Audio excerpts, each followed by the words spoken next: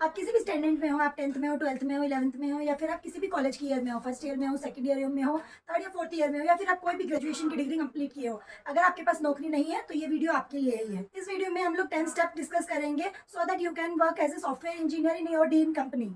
So hi guys, myself Prerna. I am working as a software engineer in an MNC from the last 5 to 6 years. First point, stop wasting your time watching tutorials only. अगर आपको लगता है कि आप सिर्फ tutorial देख के एक सॉफ्टवेयर इंजीनियर बन सकते हैं तो ये आपको बिल्कुल गलत लगता है, क्योंकि भी सिर्फ ट्यूटोरियल देख के इंजीनियर नहीं बन सकता जब तक आप उसको प्रैक्टिस नहीं करेंगे।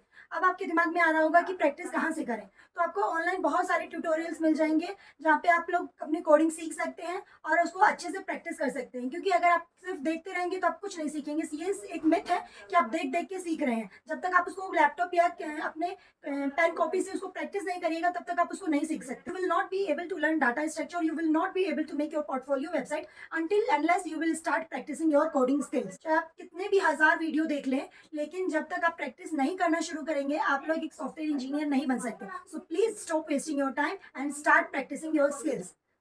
सो लेट्स डिस्कस स्टेप नंबर 2। तो अभी आप लोग के माइंड में आ रहा होगा कि कहाँ से पढ़ें, और उससे भी ज्यादा आपके माइंड में आ रहा होगा how to choose a language which will helpful for you in your career and it will be easy to learn।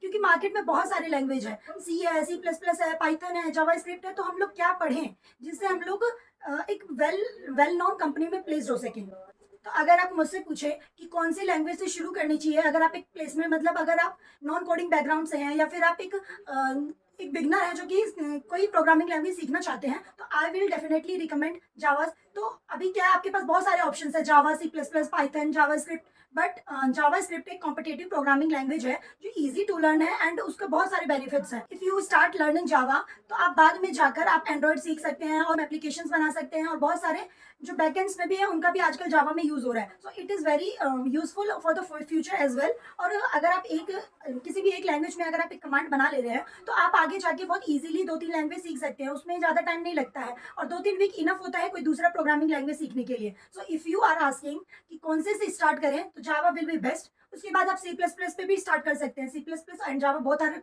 Well known and very competitive programming languages. और आपको बहुत सारे जो ऑनलाइन असेसमेंट और ये एग्जाम्स देने जाएंगे तो उसमें भी आपको C++ और जावा तो मिलेगा ही मिलेगा। कई जगह आप देखेंगे कि पाइथन और जावास्क्रिप्ट नहीं मिलता है, लेकिन C++ भी आपको मिल जाएगा। C++ में भी बहुत सारे यूज होते हैं, उससे भी क्रॉस प्लेटफॉर्म में यूज हो जाता है, बैकएंड में यूज होता है, और भी बहुत सारी जगह है जहाँ पे C++ का यूज होता है। और जावा और C++ एक ऐसी लैंग्वेज है, अगर आप ये सीख रहे हैं तो it will helpful to learn DSA as well. Means ऐसा नहीं है कि आपको बहुत बाकी लैंग्वेजेस बहुत टफ होगा उससे बाद, लेकिन ये दोनों लैंग्वेजेस ऐसी हैं कि इससे आप इजीली DSA में अपनी कमांड बना सकते हैं। Third, I will recommend JavaScript. JavaScript is scripting language, so if you are going with the JavaScript, it is also very useful for your इससे भी हम लोग बैकएंड के यूज कर सकते हैं, क्रॉस प्लेटफॉर्म बना सकते हैं, वेबसाइट में यूज कर सकते हैं, और भी बहुत सारे प्रोजेक्ट में यूज होता है जावास्क्रिप्ट। फिर आता है पाइथन बहुत इजी होता है, थोड़ा इजी होता है, उसमें आपको सब कुछ इंप्लीमेंट नहीं करना पड़ता, उसमें बहुत सारी इनबिल्ड होती है फंक्शनैलिटी और आप इजीली इंप्लीमेंट कर सकते हैं। So as a beginner if you are going with the Python, it might be difficult to learn data structure और other language in the future, because ये बहुत ईजी है, एक इंग्लिश लैंग्वेज की तरह होती है। So I will not recommend Python as your first language and if you are starting learning, because आपको बहुत सारी लैंग्वेजेस सीखनी पड़ती है। अगर आप जावा ले रहे हैं तो उसके बाद आपको DSA की प्रैक्टिस करनी पड़ती है, या फिर बहुत सारे और भी एक होना चाहिए। मतलब अगर आप एक लैंग्वेज लेके चल रहे हैं तो उसके अच्छे से आपको प्रॉब्लम सॉल्व करनी पड़ती हैं, उसमें बहुत सारी क्वेश्चंस लगाने पड़ते हैं। तो अगर आप पाइथन लेके चल रहे हैं तो अगर आप चाहिएगा कि 2 और 3 वीक्स में नेक्स्ट लैंग्वेज सीख लें तो आपके लिए थोड़ा सा डिफिकल्ट होगा। तो आई विल रिकमेंड जावा और C++। either you can choose or you can go with the JavaScript as well, but Python I will suggest to take as a second or third language, but first I will not recommend। Step 3, you need to learn DSA। अब लोगों के दिमाग में आ रहा होगा DSA क्या होता है, क्यों पढ़ना पड़ता है और कैसे पढ़ें। तो basically DSA is a data structured algorithm. हम लोग DSA की बहुत सारी प्रॉब्लम्स डेली लाइफ में देखते होंगे, जैसे एक बहुत अच्छा एग्जांपल है डिक्शनरी प्रॉब्लम। मान लीजिए हम लोगों को एक अल्फाबेट ढूंढना है डिक्शनरी में, fish is easy, we all know what is fish, but suppose अगर किसी बच्चे को फिश ढूंढना है डिक्शनरी में, तो अगर रैंडमली हम लोग कोई पेज खोलते हैं, फिर हम लोग को मैच करना पड़ता है कि एफ का लेटर पहले आता है या बाद में आता है। अगर पहले आता है तो हम लोग उसको लेफ्ट साइड जाएंगे, अगर बाद में है उस एफ लेटर तो हम लोग राइट साइड जाएंगे। तो उसके बाद ऐसे करते करते हम फाइनल अपनी फिश वर्ड पे पहुंच जाएंगे। तो ये एक तरह की DSA ही है। मतलब हम लोग DSA इज बेसिकली हम लोग डाटा को कैसे अरेंज करते हैं, basically how we can play with the words, with the letters, और with how we play with the data is that data structure. तो और एग्जांपल्स हैं जैसे लीफो, फीफो, जैसे हम लोग किसी पार्टी वगैरह में जाते हैं या फिर कहीं जाते हैं तो वहाँ पे क्या होता है, लास्ट एक प्लेट्स रखी होती है और जो सबसे टॉप वाली प्लेट्स होती है लोग उसको पहले हटाते हैं और फिर लास्ट वाली का नंबर आता है, तो इसको हम लोग कहते हैं लीफो, यानी लास्ट इन फर्स्ट आउट। और वैसे ही होता है फीफो, अगर हम लोग क्यू में खड़े होते हैं तो जो आदमी पहले आता है उसका नंबर पहले आता है, उसको कहते हैं फीफो, तो वो होता है फर्स्ट इन फर्स्ट आउट। तो ये सारी जो टर्म्स है वो आप एक बार डीएसए स्टार्ट करिएगा तो आपको भी उसके यूज टू आ जाएंगे। डीएसए में और भी बहुत कुछ होती हैं, लिंक लिस्ट होती है, एरे होती है, क्यूज होती है, स्टैक्स होती हैं। तो ये सब चीजें जैसे ही आप डीएसए को पढ़ना स्टार्ट करिएगा तो आप धीरे धीरे उसके प्रॉब्लम्स लगाइएगा तो ये सारी कॉन्सेप्ट आपको क्लियर हो जाएंगे कि ये होती क्या है। तो ये बहुत यूजफुल लैंग्वेज है, क्योंकि आप किसी भी कॉम्पिटिटिव का एग्जाम देंगी, किसी भी एमएनसी का देंगे या फिर किसी का भी, तो आपसे प्रॉब्लम सॉल्व करवाएगा ही, और वो सारे आपको बेसिकली स्टार्ट होंगे आपके डाटा स्ट्रक्चर से। किसी भी एमएनसी या किसी में भी वेल नोन ऑर्गेनाइजेशन में अगर आप इंटरव्यू देने जाएंगे तो आपसे प्रॉब्लम सॉल्व करवाएगा, और वो उसमें आपकी सिर्फ और सिर्फ डीएसए ही हेल्प कर सकता है। तो you should learn DSA as quick as you can, because अगर आप जितना जल्दी आप करना स्टार्ट करिएगा आपको उतने ज्यादा ही आप क्वेश्चन लगा पाइएगा। Step 4, start solving problems. क्योंकि आप जैसे आपने डीएसए सीख लिया बट आपने उसको प्रैक्टिस नहीं किया, या फिर आपने कोई जावा या सी प्लस प्लस सीख लिया बट आपके उसके क्वेश्चन सॉल्व नहीं कर रहे, तो उसका कोई बेनिफिट नहीं है, क्योंकि जितने ज्यादा आप जल्दी सीखिएगा और उतना ही ज्यादा आपके पास एक टाइम है कि आप उतने ज्यादा क्वेश्चंस लगा पाइएगा। तो it will be benefit for you to learn that language easily and to implement lots of question. And अब आपके दिमाग में आ रहा होगा कि हम लोग कहाँ से क्वेश्चंस लगाएं, तो there is lots of platform which is providing their questions and where we can practise our skills and in any language whichever we want we can practise over there. जैसे HackerRank है, HackerEarth है, और भी बहुत सारे platform है जहाँ से हम लोग प्रैक्टिस कर सकते हैं, और बहुत सारे यूट्यूब ट्यूटोरियल्स भी है जहाँ से आपको इजीली गाइड मिल जाएगा कि कहाँ से करें। हैकर रैंक और हैकर अर्थ बहुत अच्छी है, क्योंकि वहाँ पे लोग हायरिंग भी करते हैं उनके क्वेश्चन देखिए। तो अगर आप एज ए बिगनर प्रैक्टिस करना चाहते हैं तो आप वहाँ से जाके अपने प्रॉब्लम सॉल्विंग की स्किल्स को डेवलप कर सकते हैं, और वहाँ से जाके जितने ज्यादा क्वेश्चंस लगाने चाहते हैं वो लगा सकते हैं, और ये फ्री भी होती है, तो आपको कोई पे नहीं करना है, आप जाके इजीली अपना क्वेश्चंस प्रैक्टिस कर सकते हैं। फिफ्थ है learn basic development. Basic development मतलब आपको गिटहब यूज करना आना चाहिए, आपको वर्जन कंट्रोल आना चाहिए, या फिर basics of HTML CSS JavaScript, ये लैंग्वेज का आपको बेसिक आना चाहिए, क्योंकि it will help you in making your basics projects and it will help you in making your portfolio. Means आप अपने रिज्यूमे में भी लिख सकते हैं बेसिक्स ऑफ दिस और ये सारी जो लैंग्वेज होती है वेबसाइट बनाने में भी यूज होती है। तो अगर आप एक वेबसाइट वाले प्रोफाइल में जा रहे हैं तो ये will it will definitely going to help you out. So एक बेसिक डेवलपमेंट आपका आइडिया आपको जरूर होना चाहिए। Next is project making. आपको अपने रिज्यूमे में तीन प्रोजेक्ट ऐड करने होते हैं। अब आप लोग के दिमाग में आ रहा होगा कि कौन से प्रोजेक्ट कैसे करना है, कहाँ से करना है। तो there is lots of idea you can get from the YouTube और गूगल वेयर यू वांट।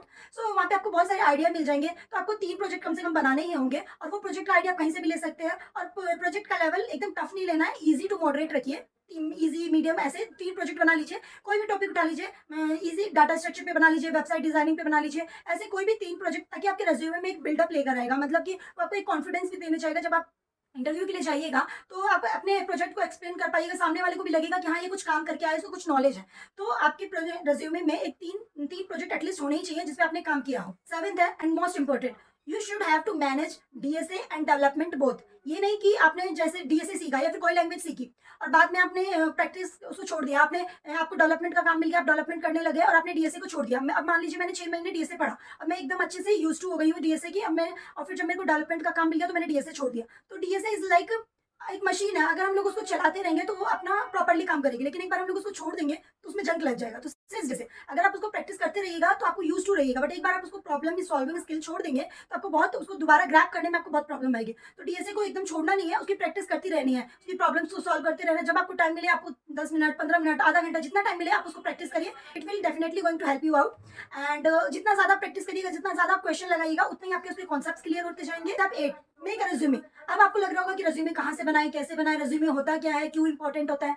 तो रिज्यूमे बेसिकली होता है कि आपका जो नॉलेज होता है उसका एक समराइज फॉर्म होता है, कि सामने वाले को हम लोग पूरा तो नहीं बता सकते हैं, तो एक हम लोग समराइज एक शॉर्ट फॉर्म में हम लोग अपना डिस्क्रिप्शन देते हैं कि ये भाई मेरा बायोडाटा है, ये मेरे को ये पता है, मैंने ये किया है, आप इससे रिलेटेड मुझसे कुछ भी पूछ सकते हैं। तो बेसिकली रिज्यूमे बहुत इंपॉर्टेंट रोल प्ले करता है अगर आप किसी भी कंपनी में अप्लाई करने जाते हैं, क्योंकि हम लोग सब में तो जा नहीं सकते, तो हम लोग अपना रिज्यूमे अप्लाई करते हैं। तो पहला है कि अपना रिज्यूमे बहुत अच्छा होना चाहिए ताकि आपके सेलेक्ट होने के चांसेस बढ़ जाएं। तो रिज्यूमे का एक प्रॉपर टेम्पलेट होना चाहिए। आप लोग बहुत सारी साइट्स हैं जहाँ पे आप इजीली जाके टेम्पलेट डाउनलोड कर सकते हैं और अपना रिज्यूमे बना सकते हैं। पहले आपको क्या करना है कि पहले एक प्रॉपर रिज्यूमे का टेम्पलेट सेलेक्ट करना है, उसमें आपने जो प्रोजेक्ट्स किए हैं वो सारे ऐड करने हैं। और रिज्यूमे बनाते टाइम इंपॉर्टेंट है कि आप कीवर्ड्स डालें, क्योंकि कीवर्ड्स बहुत इंपॉर्टेंट होते हैं, ताकि रिक्रूटर को भी हेल्प करता है कि सेलेक्ट करने में आपको कि आपने क्या क्या काम किया है। और लेंथी नहीं होना चाहिए resume, max to max 1 to 2 page होना चाहिए, उससे ज़्यादा नहीं होना चाहिए। 2 पेज भी बहुत ज़्यादा हो गया, लेकिन 1 एटलीस्ट इतना समराइज फॉर्म और एकदम परफेक्ट कीवर्ड यूज करके आपको एक रेज्यूमे बनाना है, जिसमें आपको अपने प्रोजेक्ट्स को ऐड करने हैं, अपनी स्किल्स को ऐड करने हैं, आपने क्या क्या काम किए हैं उसको ऐड करना है, और एक शॉर्ट फॉर्म में अपना एक बायोडाटा तैयार करना है। तो ये बहुत इंपॉर्टेंट रोल होता है। और उसके साथ आपको क्या करना है कि आपकी एक लिंक्डइन की प्रोफाइल बनानी है। अब आप लोग सोच रहे हो कि लिंक्डइन की प्रोफाइल का क्या रोल है। मान लीजिए हम लोग ने रेज्यूमे बना लिया, अब आप किसी को किसी से रेफर करवाना चाहते हैं। Referral is very important if you are going to apply somewhere. So referral क्या होता है कि रिक्रूटर की नोटिस में आपको लेकर आता है। अगर आपने किसी का रेफरल लिया है और आपने अप्लाई किया है, तो रिक्रूटर पे एक अच्छा इंप्रेशन पड़ेगा कि इसने अच्छा काम किया है, तभी नहीं इसने रेफर किया है। तो रेफरल इज वेरी इंपॉर्टेंट। हो सकता है अब कैसे कराएं, तो LinkedIn is very easy to connect with the people who are working और who are in 3rd year 4th year, might be HR और someone. So it will help you to connect with the people where you can get easily referrals. So क्या करना है कि 10 लोग को अगर आप मैसेज करिएगा, तो हो सकता है 1 या 2 कोई आपको रेफरल दे। तो आपको वो नहीं करना है, डिमोटिवेट नहीं होना, आपको रेफरल मांगते रहना है, उसमें शर्माने की भी जरूरत नहीं है। आप बोलिए मुझे रेफरल चाहिए, कोई ना कोई तो दे ही देगा, और उसको अपना रिज्यूमे भेजिए। और फिर और यही एक लिंक्डइन अपना इंपॉर्टेंट रोल प्ले करता है, क्योंकि जितना ज़्यादा आप अप्लाई करिएगा, जितना ज़्यादा पीपल से कनेक्ट करिएगा, उतना ही आपके लिए अच्छा होगा। आप नए नए लोगों से कनेक्ट करिएगा तो आपको आइडिया भी लगेगा कि हाँ कैसा वर्क एनवायरमेंट होता है, क्या स्किल्स है, क्या रिक्वायरमेंट है, और उसके अकॉर्डिंग आप अपने आप को प्रिपेयर कर सकते हैं। लास्ट है, डोंट डिसहार्टेड। अगर मान लीजिए आपने किसी को अप्लाई किया, या फिर हो सकता है कि कई लोग क्या होता है कि 5-6 राउंड होते हैं, तो 4-5 राउंड क्लियर हो जाता है, लास्ट राउंड में जाके रिजेक्ट हो जाते हैं। या हो सकता है आपने 10 लोगों से रेफरल मांगा, किसी ने रेफर नहीं किया। तो ये सब चीजें होती रहती हैं, लेकिन इससे डिसहार्टेड नहीं होना है, अपना होप लूज नहीं करना है। आपको प्रैक्टिस करती रहनी है, अपनी जिस रीजन से आप रिजेक्ट हुए हैं वो रीजन को आपको फाइंड आउट करना है, उसको सॉल्व करना है और अप्लाई करते रहना है। क्योंकि एट द एंड इतनी सारी MNCs हैं, इतनी सारी स्टार्टअप्स हैं, कहीं ना कहीं आप प्लेस हो ही जाइएगा। तो आपका मेन रोल ये नहीं होना चाहिए कि मेरी ड्रीम कंपनी ये थी और मैं इसमें सेलेक्ट नहीं हुआ तो मैं कैसे करूंगा। नहीं, आप उसमें दोबारा भी अप्लाई कर सकते हैं ना। तो अभी क्या है कि आप जिस रीजन की वजह से रिजेक्ट हुए हैं, जो रीजन आपको वहाँ प्लेस होने में प्रॉब्लम क्रिएट किया, उसको सॉल्व कीजिए और उस पर वर्क कीजिए, एंड वहाँ पे उसके लेवल की आप अपने आप को तैयार कीजिए, ताकि आप दूसरी बार जब उस पर अप्लाई कर रहे हैं तो आप सेलेक्ट हो पाए। और रेफरल के भी अगर किसी ने रेफरल नहीं दिया तो कोई नहीं, कोई और से कनेक्ट कीजिए। बहुत सारे लोग हैं जो रेफरल दे देते हैं इजीली, तो आप उनसे कनेक्ट करके रेफरल ले सकते हैं। बहुत सारे लोगों के डाउट्स आते हैं कि अगर मेरे पास कोई प्रॉपर डिग्री नहीं है, मैंने BCA किया है, MCA किया है, या मैं नॉन कोडिंग बैकग्राउंड से हूँ, तो मैं कैसे अप्लाई करूँ। क्योंकि तो हो सकता है कि अमेजॉन में, माइक्रोसॉफ्ट और बहुत सारी कंपनी है जो कि डिग्री पे काम करती हैं, क्योंकि पहले उनकी क्राइटेरिया होती है कि इतने से होने चाहिए, से होने चाहिए, तो ये आप अप्लाई कर सकते हैं। लेकिन ऐसे there is a lots of company and startup which don't bother about the degree and which don't care about the degree and the branches. उनके लिए स्किल्स इंपॉर्टेंट होते हैं। तो पहला कि आपको ये करना है कि आप लोग ऐसी कंपनी को टारगेट करें जो कि डिग्री को नहीं, आपकी स्किल्स को देख रहे हैं। तो पहले आपको करना है कि उन कंपनियों को शॉर्टलिस्ट करना है और उन कंपनियों में रेफरल स्टार्ट करना है, रेफरल लेना है, उन कंपनियों में अप्लाई करना है, ताकि फर्स्ट कंपनी आपको लैंड, अगर आपकी स्किल्स अच्छे, आपने सब कुछ कर लिया है, तो आपको कोई भी इजीली आप कहीं पे भी जाकर वो कर सकते हैं। मतलब कि आपको कॉन्फिडेंस खुद ही रहेगा कि आपने DSA कर लिया है, आपने स्किल्स कोई एक लैंग्वेज सीख ली है, आपने प्रैक्टिस कर लिया है, आपने प्रोजेक्ट बना लिया है, आपके पास एक प्रॉपर रेज्यूमे है, मतलब आपके पास सब कुछ है जो एक सॉफ्टवेयर इंजीनियर बनने के लिए चाहिए। वो सारी क्वालिफिकेशन आप में है, तो आपको कहीं पे भी फर्स्ट कंपनी तो लैंड हो ही जाइएगा। उसके बाद आप प्रैक्टिस करते रहिए। उसके बाद अगर आपको लगे कि ऐसी ये कंपनी है जो कि उससे बेटर है, तो आप स्विच करके अपनी ड्रीम कंपनी तक पहुंच सकते हैं। अगर वो सेलेक्ट हो गए तो कोई बात नहीं, तो और भी बहुत सारी कंपनी है। लेकिन हम लोग का मेन मोटिव ये है कि हम लोग कैसे एक सॉफ्टवेयर इंजीनियर या किसी भी कंपनी में लैंड हो। तो अगर आपने ये सारे स्टेप्स फॉलो किए हैं तो आप इजीली किसी भी कंपनी में लैंड हो सकते हैं, जॉब की रिक्वायरमेंट है उसको फुलफिल कर सकते हैं। इस वीडियो में हम लोगों ने सब कुछ डिस्कस करने की कोशिश की है कि कहाँ से पढ़ें, कैसे पढ़ें। फिर भी अगर आप लोगों को डाउट है तो आप लोग जाके कमेंट कर सकते हैं। तो थैंक यू।